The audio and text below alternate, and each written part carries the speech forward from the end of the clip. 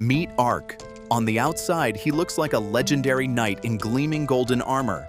On the inside, he's entirely made of bones. And that's not a metaphor. Before Ark ended up as an overpowered skeleton in a medieval fantasy world, he was just a regular guy on Earth, a gamer, a wrestling fan, a man whose everyday life was so completely unremarkable that the story doesn't even bother showing it to you. So when Ark woke up one day inhabiting his own game character in a brand new world, his first instinct was to check his skill list. His second instinct was to look at his reflection in a river, and that's the moment he realized his character, the one he built from scratch in an MMO, was a skeleton. And now so was he. After the shock passed, Ark made his way to the nearest town and quickly discovered something that shouldn't even be possible.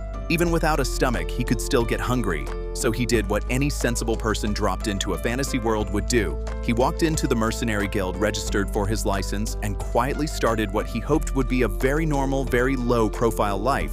Then, on a perfectly ordinary day, returning from a hunt with 2 boars and an orc, Ark finds something that refuses to be ordinary. A group of bandits has attacked the caravan of a young noble girl named Marka. Every single one of her guards is dead, and the bandits are moving in on her. Ark teleports directly behind the group leader, draws his sword, and kills him, along with 2 men standing on either side. The remaining thugs are terrified and run. Ark uses a long-range skill called the Wyvern Slash to close the distance and saves them the lengthy inconvenience of a trial by sending them straight to the afterlife. Here's the thing about Ark. He's strong enough to stop a small army by himself, and he wants absolutely nobody to know that. Revealing his true power could make him a target, so he accepts his very first official quest. He'll act as a personal guard for Marka while she collects medicinal herbs in the nearby forest. She's initially floored by this arrangement. Imagine hiring someone to drive you somewhere and a Lamborghini shows up to take you to the grocery store. But Marka warms up quickly and leads him deeper into the woods, teaching him about plants along the way. That's where Ark notices something in the bushes. A spirit animal. A small green cottontail fox pup, injured and radiating pure hostility toward anything that comes near her. Ark catches her anyway and heals her injury using magic. The moment the pain stops, the fox makes a decision. This skeleton is her person now. Ark names her Ponta, and just like that, he has his first companion. They press deeper into the forest until they reach a cliff overlooking a stunning sight. A single white cherry blossom tree in full bloom at the bottom of a slope. Marka lights up completely and runs toward it. Ark and Ponta both freeze. Standing right beside that tree is a 6-legged basilisk the size of a small building, and it's just spotted something small and helpless running straight toward it. Ark uses Dimension Walk, his short-range teleportation skill, and reaches Marka before the basilisk does. Then the real fight starts. The basilisk opens with poison breath. Ark teleports. It swings massive claws. Ark blocks. Then it switches to its long tongue, and Ark keeps dodging every single strike. This only makes the monster angrier. It charges up its most powerful attack, a petrification wave, and releases it. Everything living within range begins to turn to stone. Ark activates his Holy Shield, a skill capable of nullifying any status effect, and holds it up between Marka and the wave. Both of them are protected. The basilisk is furious now and attacking from multiple directions at once. Ark is being pushed back. He decides to stop playing defense and end this now. He activates a high-level skill called Judgment, draws a magic circle directly beneath the monster, and calls down a giant lightning sword from above. One swing. The fight is over. Marka stares at Ark like he just dropped from the sky. She thinks he's going to become a celebrated hero. He asks her to please not tell anyone. As he looks over the fallen monster, he notices something strange on one of its legs. A red and black ring sitting there like an accessory. It shatters into nothing just seconds after the creature dies. On the walk back to the village, Ark spots a large boar and hunts it. He brings the whole thing back, tells them to give the leather to Marka, and tells the villagers to take the rest of the meat for themselves. That single gesture makes him a local hero on the spot. As he's preparing to leave, Marka's little sister catches up to him and places a flower crown on his helmet. Ark goes back to his room at the inn and sits quietly looking at it. There's more to life here than just protecting his own secret. Tomorrow he decides he'll work harder. And he does. Ark picks up a bounty to hunt bandits and tracks a group of kidnappers back to their own hideout. He clears them out and helps himself to their stash. But inside the cave, he finds something that doesn't fit. 2 open cages with food bowls in front of them. Too small for animals. He makes a note of it and decides it's not his problem. He walks out of the cave with his gold and immediately gets attacked. A hooded figure comes at him with a sword that's almost as fast as his own. In the scuffle, Ark catches a glimpse of pointed ears. He's seen this person before, in the marketplace just a few days ago. Her name is Ariani Glennis Maple. She's a dark elf warrior on a mission to find and free elf children who've been abducted and sold into slavery by humans. She's mistaken Ark for one of the enemy and isn't interested in listening to him explain otherwise. Then she sees Ponta sitting calmly at his side. Everything stops. Ariani asks why a spirit animal is traveling with someone she just accused of being a criminal. Ark assumes she just finds the fox adorable, but Ariani explains that spirit animals are extraordinarily cautious by nature. They simply don't stay close to people with bad intentions. If Ponta trusts this armored figure, he can't be an enemy. She apologizes. Ariani tells Ark about the kidnapping ring, about elves being sold like property by greedy humans. The cages in that cave suddenly make complete sense. Ark offers to help her find the children. She tells him to stay out of it because this is an elf problem and leaves without even sharing her name. The part of Ark that spent years playing role-playing games isn't going anywhere. He knows exactly what this moment is. This is the Recruit a Party Member event. He's absolutely taking it.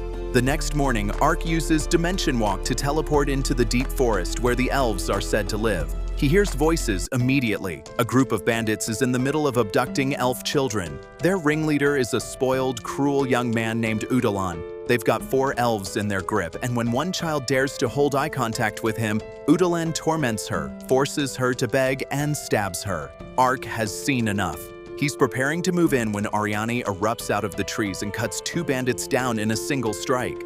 One bandit recognizes her and tells Udalan that a dark elf would fetch a high price. Udalan orders his men to capture her instead of kill her. They walk toward her with expressions that communicate exactly what they intend to do. Ariani tears through most of them, but then Udalan grabs the children and orders her to stand down. She goes completely still. She's helpless. The bandits start moving toward her. This is when Ark materializes directly behind Udalan, grabs him, and executes a move he learned from years of watching professional wrestling. Udalan meets a tree at high speed. Ariani comes back to life and tears through every remaining bandit with twice the force she used before. She moves to free the children but finds the lock sealed. Ark offers to help. She's still too proud to accept it easily. He tells her calmly that the safety of the children is more important than whose problem this technically is, then snaps the lock off with his bare hands. The children press close to Ariani, frightened. As she comforts them, she notices they're all wearing Mana Eater collars that cut off access to their spirit magic. That's why no one managed to escape. Ariani can't remove the collars herself. Ark uses his anti-curse spell and takes each one off, healing the injured girl as he works. Ariani watches him and says nothing. She's trying to count how many types of magic this mercenary is actually carrying. By the time she finishes thinking, Ark has already freed every child and all of them are completely comfortable with him. Ariani uses a messenger creature called the Whispering Fowl, part bird and part voicemail recorder, to call for an escort. 2 elf guards arrive and take the children to safety. As they leave, Ark calls after them. If they're ever in danger again, he'll come. Ariani calls him a strange person. Then she adds that she means it in a good way. He's the first human she's ever met who treated elves as equals. And the range of magic he uses, including what she recognized as legendary teleportation magic, has genuinely surprised her. They introduce themselves properly for the first time. She thanks him and she means it. Then a whispering fowl arrives with a message for Ariani. It's from a fellow elf named Danka Neil Maple, who's located more kidnapped children and is calling her to join a rescue operation in the city. Ariani thinks for a moment, then asks Ark if she can hire him as a mercenary right now. She's never placed her trust in anyone outside the elves before, but she's willing to make an exception. Ark agrees before she finishes the sentence. He uses Gate, his long-range teleportation spell, to move them both to a vantage point above the city. Ariani stares at the skill and immediately starts calculating how useful it'll be. They make their way in and wait in a dark alley for Danka. Danka isn't what anyone would call warm. Cold eyes, a quiet voice, a presence that makes Ark uncomfortable even through his armor.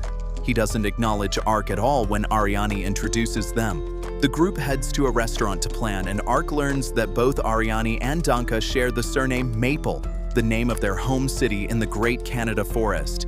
Ariani invites Ark to eat. He declines because removing his helmet in public would cause a situation before he could even explain himself. Danka evaluates the food like a professional critic and ignores Ark completely. Then Danka notices Ponta sitting calmly at the skeleton knight's side. and something in his expression shifts by about 1% in the direction of trust. He starts talking. He's found the children. They move at night. With time to spare, Ark goes to collect his bounty payment, then sits on a street corner and eats his favorite foods. Slightly less clean than a restaurant, still more hygienic than most of your rooms where you spend 90% of your time. The group reaches the target location at night. None of them notice the figure following them through the shadows. Guards stand at the gate, and Ariani asks Ark to use gate to teleport them to the first floor windows. He uses Dimension Walk instead, which catches everyone off guard. Ariani decides they'll enter through the window. She goes first. There's a moment here where certain physical qualities that are exceptional in every other context become a serious tactical liability. She gets stuck halfway through. Ark and Danka simply use Dimension Walk and appear inside while she works through the problem. She's deeply embarrassed. They move quietly through the building. The first door they open reveals a room full of people who were assassinated very recently. Someone else was here tonight. The group splits up to search faster.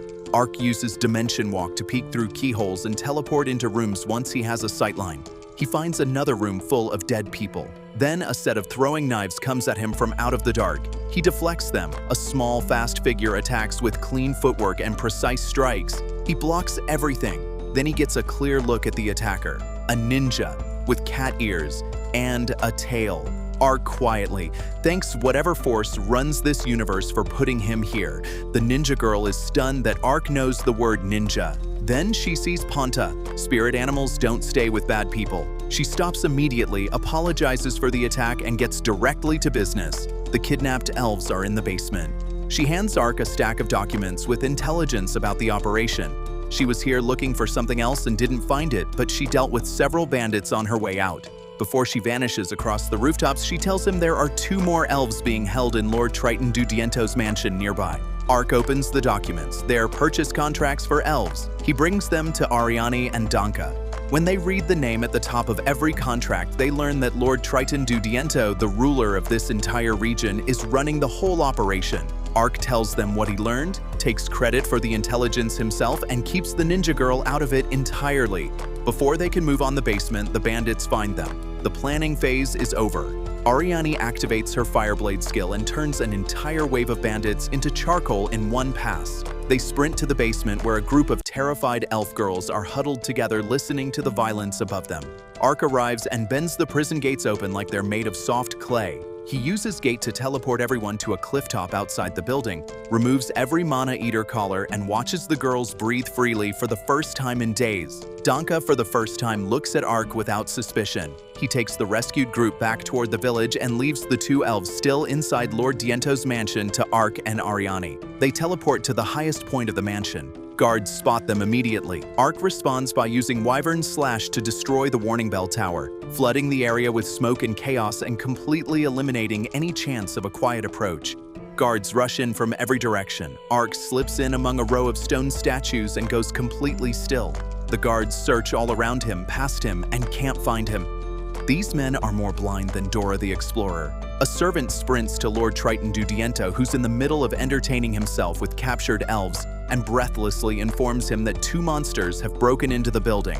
That's the last thing the servant says. The door behind Lord Diento explodes inward and Ark and Ariani make their entrance. Udalan, who's also in the room, sees them and immediately begins crawling toward the nearest exit. Lord Diento steps forward to handle the situation. Ariani kicks him in the one location that resolves arguments immediately, then frees the elf girls in the room. Ark picks Udalan up off the floor, executes a wall slam, and the boy loses consciousness from sheer fright before anything else can happen to him. Ark notices a section of wall that doesn't sit right and breaks through it, revealing a hidden room. He calls Ariani over, but she's currently using Lord Diento as a test subject for what appears to be a spirited and very personal game of soccer.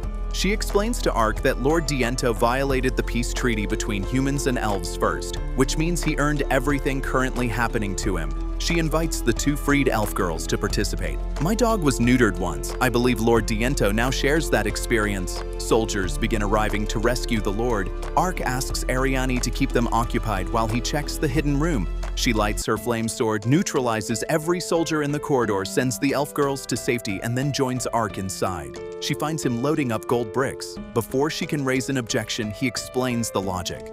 Building any criminal organization costs money. If the kidnappers lose their entire treasury tonight, restarting the operation will take far longer. Ariane pauses, then she compliments his planning ability and genuinely means it. Explosions suddenly tear through the mansion. Neither Ark nor Ariane caused them. They take the gold and get out before the building finishes collapsing. Ark has a strong suspicion about who set those charges. Outside, the mission's complete. Ariane offers Ark his payment. They both know it's meaningless relative to what he just walked out carrying, and like a true professional, Ark accepts every coin without hesitation. Then Ariane asks what his plans are. If he doesn't have any, she'd like him to come to the land of the elves. Many of her people are still suffering, and she needs someone like him. Ark wants to go more than he can reasonably explain, but he plays it carefully. He says he's not sure whether the elves would accept an outsider. Ariane says she'll handle the permission from the elders. But then the real issue comes up. Verification might require him to show his face. Ark says that's a problem. He tells her she might think of him as a monster if he removes the helmet. She promises she won't, so he takes it off. A skull looks back at her. Ariane stares. She asks what happened to his face. Ark can't tell her he's a video game character in another world, so he gives her the only cover story he has. He was a holy knight who was cursed. He's been searching for a way to break it ever since. Ariane thinks through the logic carefully. He's definitely not undead because undead spirits corrode and can't use healing or light magic. And Ponta would never sit this close to something with a corrupted soul. She tells Ark she accepts him as he is. The elves will protect his secret, and the elder may know something about curses that could help. Ark takes the deal. They set out through deep forest toward Ariane's home city. Ark gets a little too excited and tries to use Dimension Walk on a slope, miscalculates and falls into a river at the bottom of a cliff. They rest by the water for the evening. Ariane sends a message ahead through the Whispering Fowl to let her city know she's coming home with a guest. She's hungry, so Ark goes hunting. When he returns, he finds the otherwise very serious, very composed Ariane sitting on the ground with Ponta tucked in her arms, cuddling the fox with a completely different personality on full display. He teases her about it. She can't deny it because there's nothing to say. After several days of travel, the elf city appears through the trees. Ark sees the giant iron gate, and something inside him that's made entirely of gamer DNA activates completely. A real fantasy gate in a real fantasy city. He watches the enormous iron structure rise at Ariane's command with an expression of pure, unfiltered satisfaction. She goes inside to arrange permission and tells Ark to wait. He trains, he plays with Ponta, he practices his swordsmanship, he exercises, he takes a nap. Ariane finally returns with approval and he steps through. The city looks like a farming village at first glance, but the pod-shaped houses have a design quality to them that doesn't belong in any ordinary settlement. At the center of it all stands a massive tree, and inside that tree lives the Elder and his family.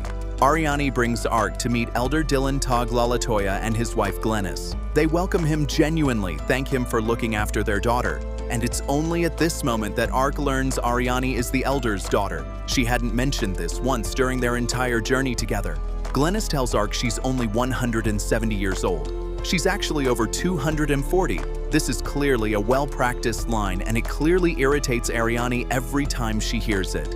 Ark does the arithmetic and stares. This woman standing in front of him, who looks no older than 30, has been alive for centuries. The elves really do live that long. Elder Dylan thanks Ark sincerely for everything he's done for their people. Then he turns to his daughter and asks, with very careful patience, why she attacked a noble's house when her mission was specifically to retrieve the kidnapped elves without escalation. Ariane doesn't have a clean answer for this. Ark steps in and explains every detail of what forced their hand. Dylan listens to the full account. He says he'll present it to the Convention of Elf Elders the next day along with the purchase contracts Ark recovered, and he'll let the council decide. Business handled. Glennis brings food to the table. Everyone sits. Everyone except Ark, who's quietly calculating how to handle this situation. Ariane tells him not to overthink it. Dylan adds that all three members of this household know about his condition and all three will keep his secret without question. Ark sets down every weight he's been carrying since arriving in this world, and for the first time in weeks removes his helmet and eats a meal with other people at a table. The next morning he wakes in a real bed without his armor. Ponta has made herself at home inside the hollow space of his ribcage as though it's a private nest built just for her. When Ark goes outside, he learns that Dylan and Ariani left early for the capital city. Behind the house is the transport circle, a wooden stump with a magic crystal mounted on it, operated by a team of elf wizards. Dylan and Ariani arrive in the capital and head directly to the convention hall. All the other elders are already gathered. The chief of elders asks Dylan for his full report on the recent kidnappings. The reaction after hearing it is immediate and serious. Several elders argue that what the humans did is more than enough justification for war, just as the elves went to war 600 years ago. But time works differently for elves. What counted as one generation for them is an entire recorded history for humans. The people alive today have no personal memory of that war. After it ended, both sides agreed on a peace that humans have now broken. Going to war is a tempting response, but one elder raises a concern. Sending a formal complaint to the Rodent Kingdom, the signatory of the original pact, might work politically. A warrior elder pushes back and says the elves shouldn't have to explain themselves to anyone, and warns that the humans may use legal process to punish the very people who saved the children. The chief of elders agrees with this concern. He orders the rescue operations to continue with greater caution and calls for intensified surveillance of human activity in the surrounding territories. On the walk back from the meeting, Ariani feels the weight of what her reckless actions may have complicated. Dylan tells her quietly that she did the right thing and that she shouldn't punish herself for it. Then, as they're talking about other things, Ariani receives some unexpected news. Her older sister is getting married. This lands strangely because Ariani simply can't picture her combat-obsessed sister in any domestic arrangement. Before she can fully process it, something drops onto her from above and wraps around her in a crushing tackle. Her sister, Glennis Maple. Older, sharper, and considered by most elves to be one of the greatest warriors their people have ever produced. She cuddles Ariani thoroughly and barely acknowledges their father. When she finally settles, she tells Ariani she's proud of her for everything she did to save their people. This doesn't actually comfort Ariani because she's spent years measuring herself against a sister who's a natural genius. She deflects and asks about the marriage, even turns it around and asks if there's someone Ariani likes. Ariani says no. Then her ears flush slightly as her thoughts go briefly to Ark. Even catches it immediately. She says that any man who wants to marry Ariani will have to prove he's stronger than Even first. Ariani tells her sister to just come out and say she wants her to remain single forever. Even laughs the laugh of someone who enjoys this conversation. The man Ariani has her eyes on is going to have a very difficult requirement standing between them. Back in the village, Ark takes a tour. Most residents watch him with quiet suspicion. The only ones genuinely pleased to see him are the girls he rescued. Then Glennis finds him and asks if he wants to spar. She says it pleasantly. Ark looks at this warm, approachable woman and genuinely underestimates what's about to happen. Glennis tells him she taught Ariani every sword technique Ariani currently knows. She's also a dark elf, which means she was born with exceptional physical ability that goes beyond most warriors. She likes to personally test anyone she believes is strong, because she wants to know whether her daughter is traveling with someone actually capable of protecting her.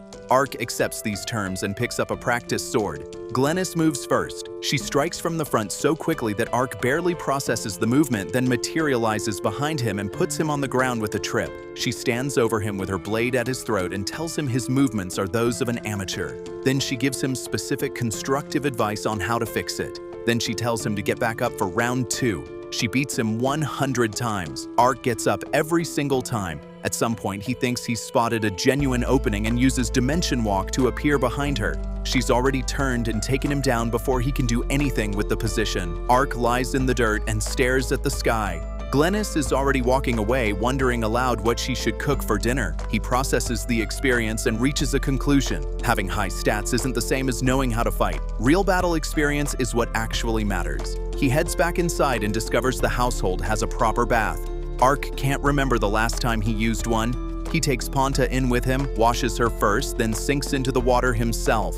His bones feel genuinely wonderful. He lets himself actually rest for the first time in this world. Meanwhile, Ariani's returned home from the convention trip. She walks directly toward the bath without checking whether anyone's inside. The bathroom, importantly, doesn't have a door. Privacy is apparently an optional consideration in elf architecture. She steps in and finds a skeleton sitting in her bathtub. She doesn't listen to Ark trying to identify himself. She sends him through the opposite wall. At dinner, both of them carry the weight of that encounter in uncomfortable silence. Then Dylan arrives and gets to the point. The elders want to hire Ark to continue assisting Ariane in locating and freeing the kidnapped elves. They can't pay him well in currency, so they're offering something more valuable: information that could help him break his curse. Dylan tells Ark about a legendary hot spring located near a place called the Lord's Crown. It's said to lift all curses from anyone who bathes in it. Ark asks what the Lord's Crown is, and Dylan explains. The world has many types of dragon-like creatures. The most powerful among them are called dragon lords. Wherever a dragon lord establishes its territory, a rare and ancient tree called the Lord's Crown grows at the center. The spirits that inhabit this tree give its leaves and fruit extraordinary healing properties. But entering the area is genuinely dangerous. Disturbing the spirits risks waking the dragon lord itself. Elves can sometimes negotiate entry permission from the spirits, and they'd arrange that for Ark. Dylan asks if the information is sufficient as payment. Ark says it's more than that, but lying in bed that night, Ark starts to wonder something. Was he actually cursed to begin with? The backstory he gave everyone was something he wrote into his game character for role-playing flavor. He'd never actually tested it. He sits up and casts his anti-curse spell on his own hand. It works. His hand becomes flesh, a real human hand exactly as it should be. Ark shouts in surprise. Then he watches the effect vanish 5 seconds later. Bone again. He tries again. Same result. He tries all night for hours, and the answer is the same every single time. By morning, he's exhausted. He's confirmed one thing: he really is cursed. And whatever this curse is, it resets itself the instant he clears it, like a toxic ex who simply can't take the hint no matter what you do. Ark and Ariane set out early the next morning for the capital of the Rodin Kingdom, tracking names from the elf purchase contracts. The moment they exit the forest, a swarm of giant dragonfly monsters attacks near a lake. Ark runs. Ariane deals with it. She takes him to a restaurant afterward where they eat and plan the next day. Ariane suggests cutting straight through the nearby forest to reach the capital faster, rather than taking the long carriage road around it. A waitress at the next table overhears this and steps over to warn them. A pack of creatures called haunted wolves has been appearing in that forest recently and attacking travelers. The soldiers have done nothing about it. Ariane hears the words haunted wolves and goes very quiet and thoughtful. Then she says those wolves aren't a problem for the two of them. They're going through the forest. On the road, Ark asks her about that reaction. She tells him, "The tail fur of the haunted wolf is a traditional element of the bridal veil in elf culture. It's one of the most meaningful gifts anyone can give to a bride before her wedding." Evan's wedding is approaching. Ariane wants to bring her something that matters. The wolves apparently have opinions about this plan because they attack from every direction at once. Ark swings at one and it vanishes. An illusion. He keeps swinging and they keep dissolving, but he can't identify which ones are real. They're surrounding him from all sides and he's getting overwhelmed. His confidence in that moment resembles what mine feels like whenever more than 4 people look at me simultaneously. Ark forces himself to think. Haunted wolves are intelligent. They work in coordinated packs. Against stronger opponents, they deploy illusionary clones and hold their real selves back, directed by a single boss who watches from a distance and never enters the fight directly. While Ark is working this out, Ariane is simply handling the situation. She fires a fireball to clear a cluster of illusions, reads the positions of what remains, and uses earth spikes to hit a real wolf among 30 fakes. She's either done this before or she's just a significantly better fighter than him. Probably both. Ark can't match her combat reading, but he can find the boss. He spots it watching from above on a ridge, naturally on a cliff. He uses Dimension Walk to appear behind it and swings. The boss dodges upward, then Ark sees it. The same red and black ring on the wolf boss's leg that he saw on the basilisk's foot. He decides to test a theory. He goes completely still and lets the boss attack him from behind. The instant the wolf commits to the strike, Ark fires a flame attack backward through his cloak and then slashes the ring cleanly off the leg. The ring breaks. The wolf boss shakes its head like something dark was just lifted from it. It howls, calls the entire pack back together, and leads them into the trees. Ariane climbs up just in time to watch the ring disintegrate. She's shocked. Ark tells her about the basilisk and the matching ring on its leg. Something is placing rings on monsters and sending them to areas where they don't belong. This isn't coincidence, it's a deliberate system. Someone is doing this on purpose. They set that aside because Ariane has fur to collect from the wolves she killed. Ark waits. Then Ponta suddenly takes off into the forest. Ark follows and calls back to Ariani to stay where she is. On the road that curves around the forest, a royal carriage is moving. Inside it is Princess Uriarna, Meryl, Melissa, Rodin, Olav of the Rodin Kingdom, traveling on a diplomatic mission to meet with the elves about the kidnapping situation. She's smart enough to know that her older brother Prince Dakaris was involved in the slave trade and is being backed by the Eastern Holy Empire. Her other older brother, Prince Sect, wants the throne badly enough to do almost anything and has the support of the Western Empire. Both brothers are becoming more unpredictable. Uriarna's trying to stay focused on the mission and not think too hard about how surrounded she actually is. She tells herself it'll probably be fine. It's not fine. The carriage is ambushed by assassins. Inside, her maid is doing everything she can to keep Uriarna protected. Then the sounds of combat outside go completely quiet. Every guard is dead. The assassins have the carriage surrounded. One of them opens the door. The maid throws herself at him with a dagger. He kills her. Uriarna rushes to her side. The assassin drives his blade through the princess. Princess Uriarna is dead. One of the escort soldiers was part of the conspiracy from the beginning. He tells the assassins to strip the bodies and make the scene look like a random bandit attack. They're already mentally spending the reward money when Ponta drops onto one soldier's face from above. The man swats at her, wondering what this creature even is. Then Ark steps out from behind him and grips his hands with enough force that everyone in the clearing hears the bones inside snap.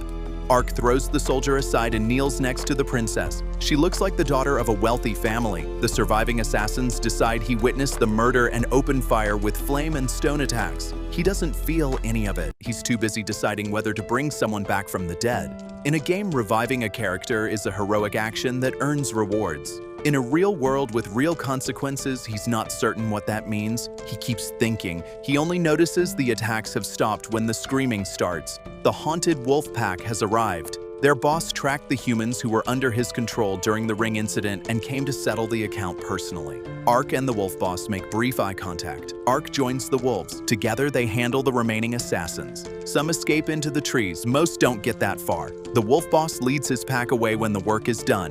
Alone with no witnesses, Ark uses his highest level skill, regeneration, and brings the princess back. He watches the skill confirm success, then tasks Ponta to watch over her while he works on the others. The maid comes back. Several soldiers return. One is too far gone for even this to reach. Ark does everything he can for everyone within range. As the light of regeneration fills the clearing, the princess opens her eyes for a moment. She looks up at the figure standing above her. She thinks she's looking at an angel. Then she loses consciousness again. She wakes up to her maid shaking her and crying. Both of them are alive without a single wound. Some soldiers are still dead, but others were somehow restored through magic. Uriarna knows they weren't just unconscious. The blood soaking through her ruined dress is all the proof she needs that she was killed. And then something brought her back. She stands, gathers her remaining men, and addresses them with the absolute certainty of someone born to lead. Someone conspired against them today, and a divine force intervened. This mission was clearly meant to succeed. She orders them to mount up. Nothing's stopping them. From the trees, Ark watches this entire speech and thinks about what he just did. He revived a princess. The history of this world may have just changed in ways he can't calculate. He walks back to Ariani, who's finished collecting the wolf fur. She asks what happened. He tells her it was nothing much. They continue toward the capital. They reach the capital city marketplace and things get interesting immediately. A man sails through the air and lands near Ark. He turns to find a young girl surrounded by a group of men who are extremely unhappy with her. As they rush in from multiple sides, she pokes one directly in the eyes and invites the rest to come at her simultaneously. Ark starts to move. Ariani stops him and tells him to watch. The girl dispatches all of them without visible effort. Ark is impressed. Then she looks directly at him and he has a brief moment of concern. But she greets him politely and says it's wonderful to see him again. Ark recognizes her immediately. She's the cat-eared ninja from the mansion in Lord Diento's city. Ariani wants to know who this person is and how she knew about the elf rescue operation. Ark admits that she was the actual source of the intelligence on the basement location. He'd just quietly taken the credit for it at the time.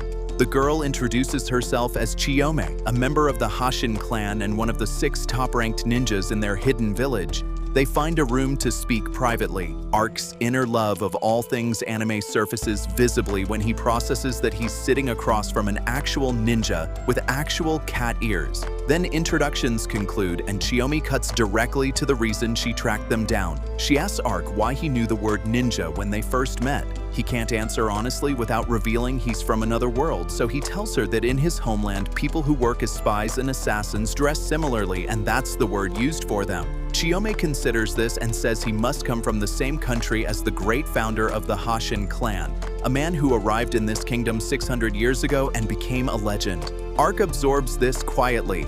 The man who founded an entire ninja clan in a fantasy world and became legendary was also from Japan. He got here first. Ark is envious in a way that's very specific and very personal. Chiyomi's tone shifts. She needs their help. Beastmen are facing the exact same situation as the elves. Kidnapped, sold into slavery. She and her fellow ninjas are planning an operation large enough to need more power than they currently have. As payment, she's offering information about kidnapped elves. Ark tells her he's under contract with the elves currently and needs Ariane's approval before accepting another job. Chiyomi looks defeated. Ariane speaks. She asks Chiyomi if she was trained from childhood specifically to save her people. Chiyomi says yes, it's always been her only purpose. Ariane is quiet for a moment, then she says she'll help. She knows what it is to carry that purpose everywhere, and she's not going to walk away from it when she sees it in someone else. She asks Chiyomi to explain the plan. Chiyomi walks them through the forest to a cliff overlooking the target. Below is the largest slave market in the kingdom, built like a fortress with guards at every approach. She tells them this location is the nerve center of the entire slave trade network. The moment they hit it, reinforcements will flood in from every direction. The strike needs to be fast, loud, and impossible to ignore. She wants Ark and Ariane to attack visibly and aggressively. Hold all the attention here, then get out before the reinforcements can surround them. Then she tells them the harder part. Not everyone on this mission will escape, and not every person they want to free will make it out. Ark reads what she's not saying. This is a distraction.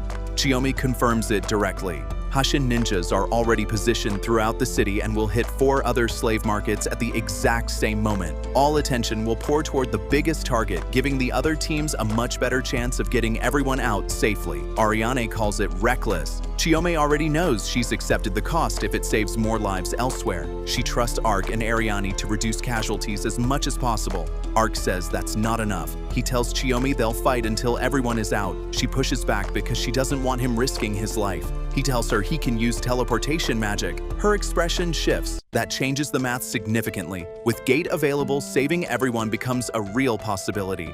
She sends word to the other teams, tonight, prepare.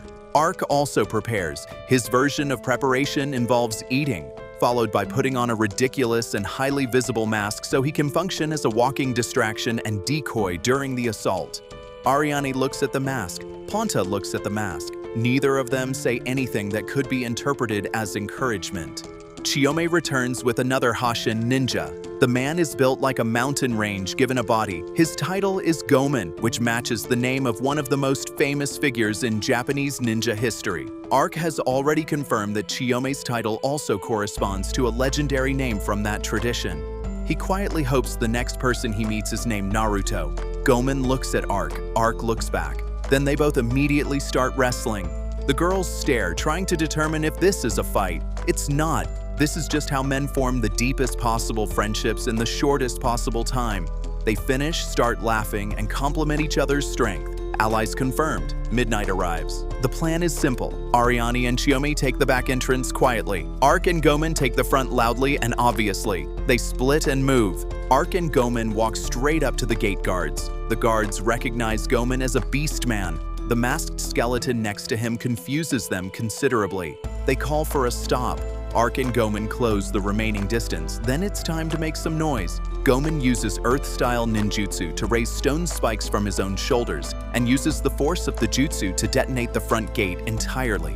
Every soldier in the building responds and comes running out. Ark meets the first wave with his fists, sending men in every direction like they weigh nothing at all. Gomen activates a second jutsu that converts his body to steel, turning incoming weapons into scrap on contact. The soldiers face the two of them, take one large collective step backward, then another.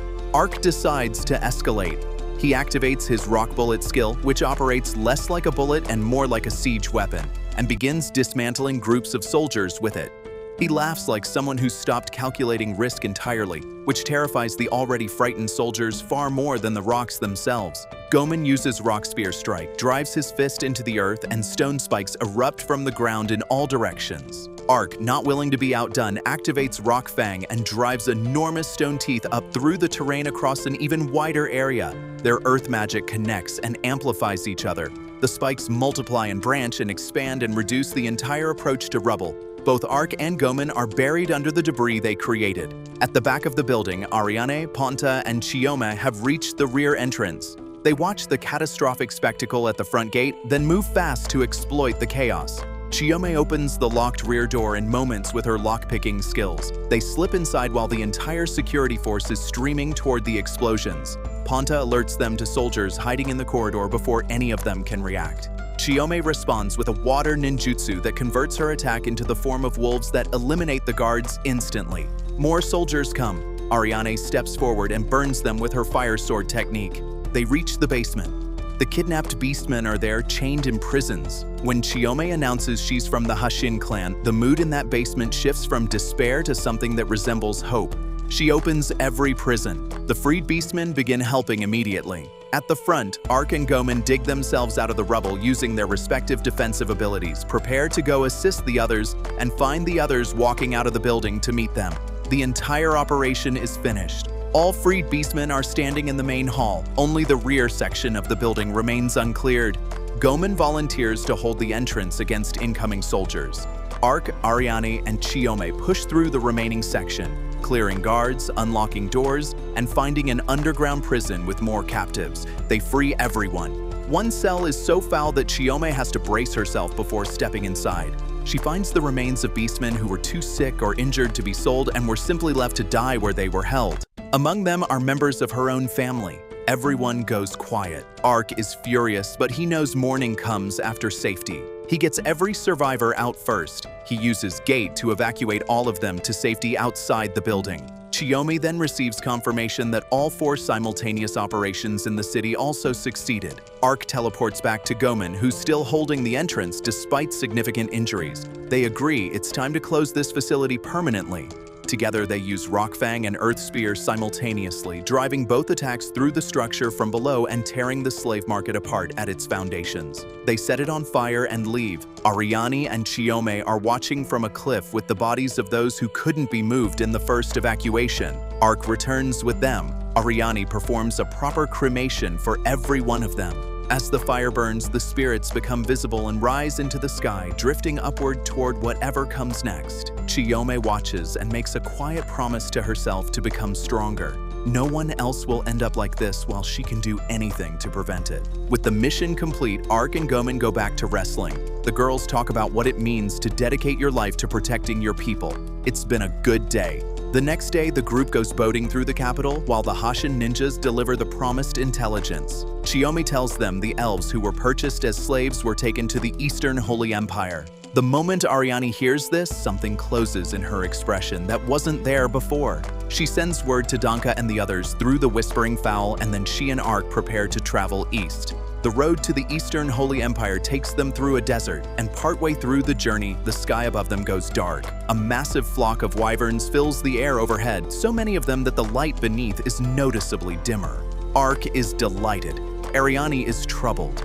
Wyverns don't travel in formations like this. The Whispering Fowl refuses to fly into the cloud of creatures, which means the message to the other elves can't be sent. Ark says this isn't a problem. Then he jumps off the cliff they're standing on and lands in the desert below. He uses Lightning Damper, a mid-tier wide area attack that summons storm clouds and drives lightning through the flock. The wyverns scatter. So does everyone who was standing near Ark because he didn't warn anyone. When he teleports back up, he finds Ariane and the others in a very sorry state.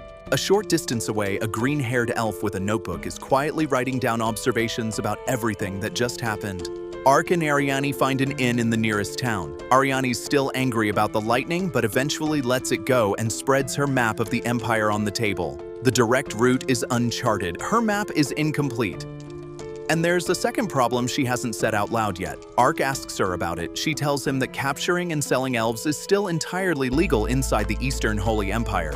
Just being in a border town this close puts her at personal risk. The green-haired elf from the desert walks in. He's got no apparent concern about letting his pointed ears show in a town where elves aren't exactly welcomed. Before he can introduce himself, Ariani claps a pot over his head and tells him to hide the evidence that he's not human. But the innkeeper greets him warmly by name. Several other locals do the same. Ariani is genuinely confused. The elf removes the pot and introduces himself. His name is Karsi Held. He's a biologist. He's lived in this town for 10 years and is on good personal terms with most people in it. Ariani still doesn't know what to make of this. Karsi gives her the full argument about peaceful coexistence between humans and elves and the kind of future both sides could build together if they chose to see each other as people. Ariani tells him he's delusional. Karsi points out that she's currently traveling with a human despite clearly having strong feelings about humans. She doesn't have an immediate counter. When the discussion settles, Ark asks why Karsi approached them. He says he needs to capture a specific monster specimen that's proven extremely difficult to acquire. But watching Ark's attack in the desert convinced him that the two of them have exactly the combination of power and control needed to do it. Ariani declines. They've got a more important mission ahead. Karsi offers a detailed map of the Eastern Empire as payment. She hesitates. He adds a complete copy of his research on magical creatures. Ark wants that very badly and makes this obvious. He advocates until Ariani agrees. Karsi is relieved and tells them to meet him at the town gate in the morning. That evening, Ark pays so much for a single room that the innkeeper sends up a complimentary barrel of high-quality wine. Ariani's sitting and thinking about what Karsi said when Ark opens the barrel and pours her a glass. He asks casually whether she's even allowed to drink. She picks up the glass and drains it in one long pull. Then she actually tastes it. Her ears twitch. She holds her glass back out. Ark refills it. The wine is exceptional and very, very strong. After 2 glasses, Ariani is completely and thoroughly drunk. She lands on Ark with the force and intent of someone operating on an entirely different frequency from normal. He can't figure out what she actually wants from the interaction. She isn't communicating this clearly.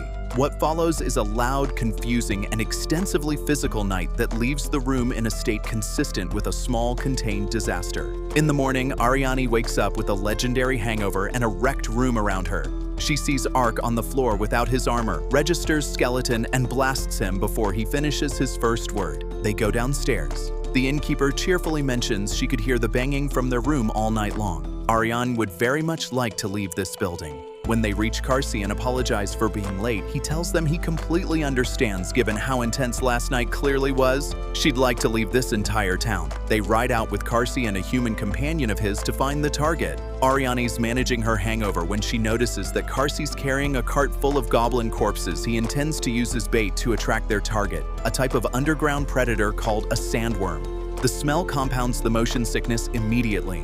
Karsi's friend offers her an herbal tea that he says helps with hangovers. She doesn't particularly want to accept anything from a human she doesn't know, but it works. She finishes the whole thing quietly. Karsi explains the sandworm to Ark as they travel. 7 to 8 feet long, nocturnal, feeds primarily on undead, weak to fire, which Ark must not use because Karsi needs the specimen alive. And this specific sandworm was recently observed moving toward the wyvern flock, which is unusual behavior that Karsi wants to study. Then Ariani looks back and notices that Karsi's friend is no longer on the cart. The cart itself is also gone. She starts to warn Ark and a sandworm erupts from the ground beneath them, 70 feet of sandworm.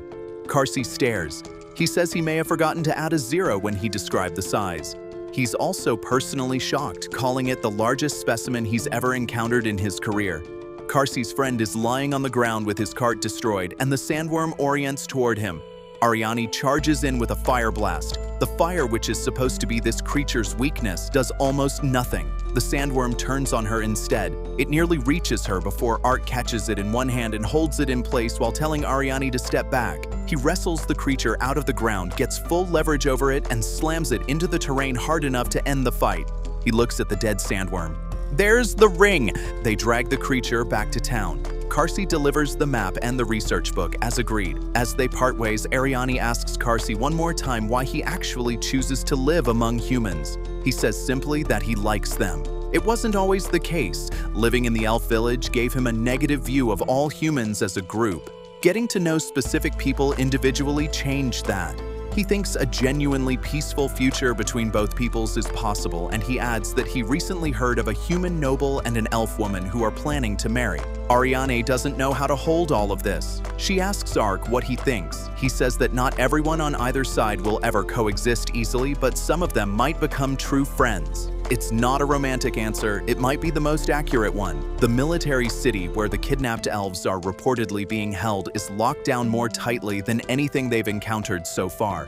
Soldiers and checkpoints at every access point. Ark and Ariane split up to gather information carefully and quietly. Ark learns that unusual sounds have been coming from a nearby fortress at night, and that several residents of the city have gone missing in recent weeks. No one will say anything directly about elves. He's making his way back to Ariane when he hears a woman being dragged against her will by a group of men. He appears behind the lead man and twists his hand. The others attack. He knocks them unconscious with minimal visible effort. The woman runs to him and embraces him in gratitude.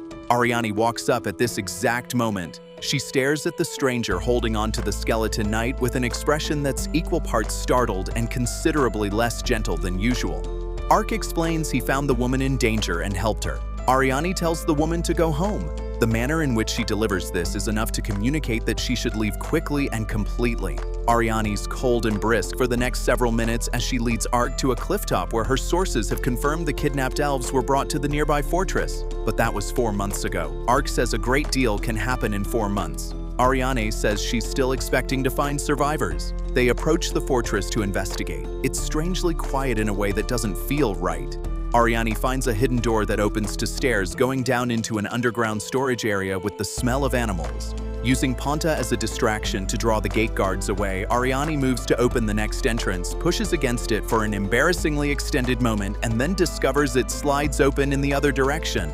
The prison cells below are empty. Bones, fur, the kind of smell that tells you exactly what was held here and for how long.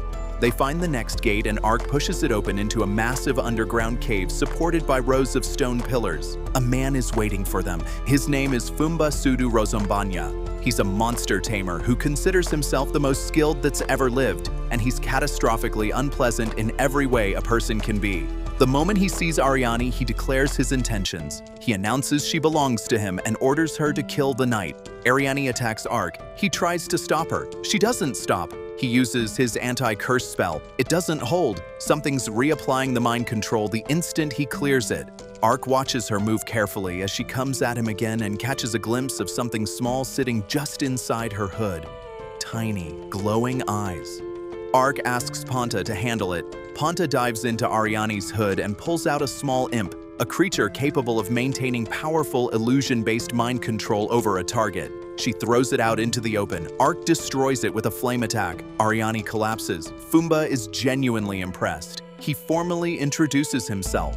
His clan has produced monster tamers for generations, and he's the finest of all of them. He left his village to prove to everyone who doubted him that he was something extraordinary. Ark looks at the rings on Fumba's hands and understands immediately. The basilisk, the haunted wolves, the sandworm. All of it was Fumba. He's been the architect of every monster incident they've encountered along the way. Fumba summons his primary guardian, a giant white tiger, and tells Ark to be its dinner. Ark moves Ariane to a safe corner first. Then he looks at Fumba and asks him one question before anything else happens. He asks what happened to the elf prisoners who were brought to this place 4 months ago. Fumba answers without any hesitation or remorse at all. Most were used as subjects in imperial experiments. The ones he kept personally were fed to his monsters once he was done with them. He describes this while smiling. Ark ends the tiger with one stroke. Then he tells Fumba that in everything he's seen since arriving in this world, across every villain he's encountered, he managed to stay composed. Fumba is the worst of all of them. What he did has made Ark angrier than he knows how to be calm about. Fumba laughs. He calls Ark arrogant. He says Ark would have to kill far more monsters than this before getting anywhere near him. He uses his whip to call every remaining creature in his collection. Animals of kinds Ark has never encountered before, summoned from every direction at once. Ark cuts through all of them with the efficiency of someone playing a game where none of the enemies can actually reach him. But he loses track of where Ariane is in the chaos, and when Fumba points toward a massive ogre moving in her direction, Ark panics. The ogre doesn't reach her. Chiyome drops into the room from above and locks every remaining monster in a water prison simultaneously. Fumba sneers and says numbers don't matter. He's got more where those came from. Chiyome tells him he doesn't. Gomen and the other Hashin ninjas have been inside this base since before the fight started. Every creature in the facility is neutralized. Before Ark can process this, the ground shakes. A deep and powerful tremor coming from somewhere far below. Fumba begins laughing again. He says his real weapon just woke up because its dinner is late. He runs for the exit. Ark tries to follow. Falling stone blocks the path. Chiyome tells him they need to get Ariane to safety before anything else. Outside, from a high vantage point, Ark watches the wall of the fortress split apart. Something ancient and enormous pushes through the stone. 5 heads, each one the size of a building. A body large enough to cast its own shadow over an entire neighborhood. This is the Hydra, and it's wearing 5 rings, 1 per head.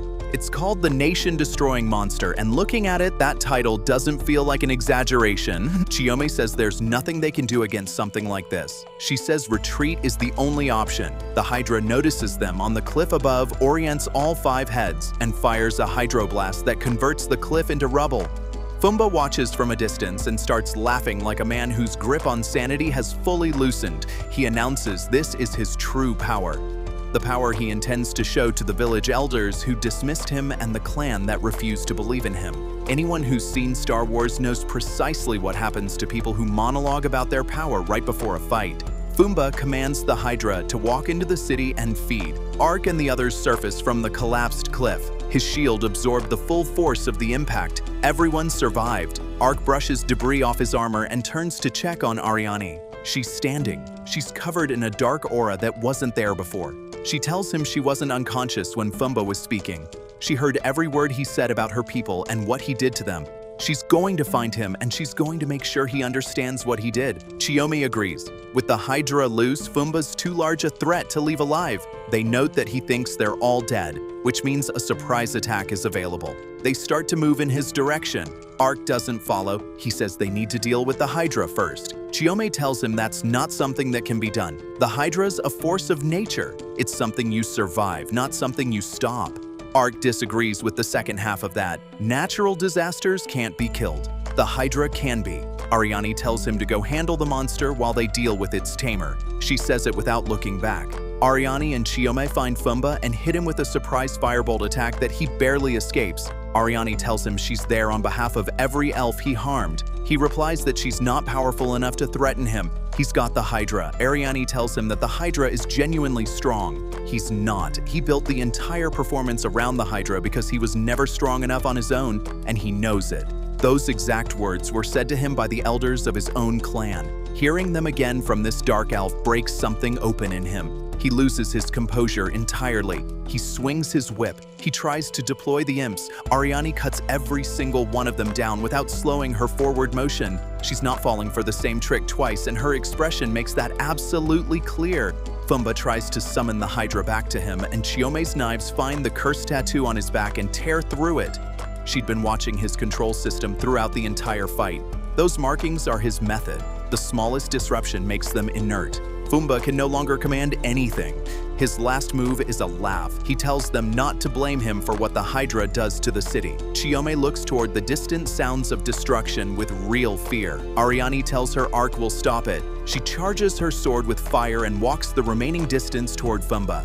He tries the whip. It burns away on contact. He apologizes. Ariane tells him to save that apology for the people he killed and give it to them personally when he meets them. She activates her most powerful spell. Blue fire completely consumes Fumba. He leaves nothing behind. At the edge of the city, the Hydra is walking through a forest like the trees are made of paper, turning toward the buildings and the people beyond them. Ark intercepts with Wyvern Slash. The attack produces no visible damage. All 5 heads swivel toward him simultaneously. They lunge to bite. He uses Dimension Walk to dodge, then activates Shield Bash to slam the heads off their trajectory and buy himself distance. He teleports into the air and drives everything he has into one neck in a direct wrestling strike. The Hydra is barely marked. It responds with 3 simultaneous Hydroblasts. Ark moves through all of them using Dimension Walk. One head grabs him. The other 3 charge a combined blast directly at the bitten point. Ark reads the tactic immediately. They're sacrificing 1 head to guarantee a kill shot. His shield makes this useless to them, but the sacrificed head is gone. Ark activates Judgment at absolute maximum power. A giant lightning sword descends from the sky and removes 3 heads in one clean arc. 1 head remains, and it immediately begins regenerating the others. A strange foam spreads across the stump points and the lost heads start growing back in real time. Ark teleports to a cliff and makes a decision. What he's about to do, he's never actually attempted before. It's going to take everything he has. He'll only be able to maintain it for a short window. Short enough is enough. He opens a grand magic circle in the air and pours his full power into it without holding anything back. Out of the circle steps Ifrit, the great infernal fire demon summoned directly from another dimension, standing as tall as the Hydra itself. As the Hydra finishes regenerating and raises all 5 heads, it finds an opponent its own size looking back at it.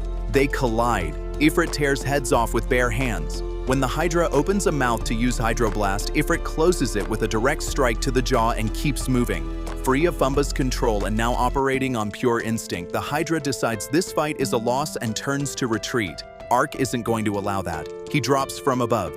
He grabs the Hydra by the tail. He puts every unit of strength he has into the rotation and swings. He releases the creature into the sky. Then he gives Ifrit the order.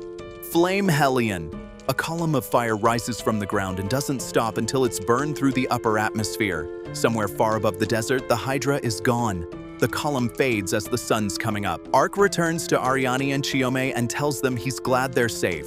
They ask about the enormous fire demon that just disappeared. He tells them it was a being from another dimension that had a 5-minute window and then went home. Then, a whispering fowl arrives with a message from Danka. Princess Uriarna of the Rodin Kingdom met personally with an elf elder. She's formally announced that her kingdom accepts full responsibility for the humans who violated the peace treaty and kidnapped the elves. She's committed to searching for the missing. And there's more than that. She explained to the elder that her 2 older brothers, each backed by a different empire and each deeply hostile to non-human peoples, both tried to have her killed. If either of them reaches the throne, the future for elves under Rodin rule will be significantly worse. She's asking for the elders' formal support in her claim to become queen. In return, she pledges to stand alongside the elves if the Eastern Holy Empire ever declares war, and she says she wants to build a future where both peoples live in peace. The elder accepted the deal.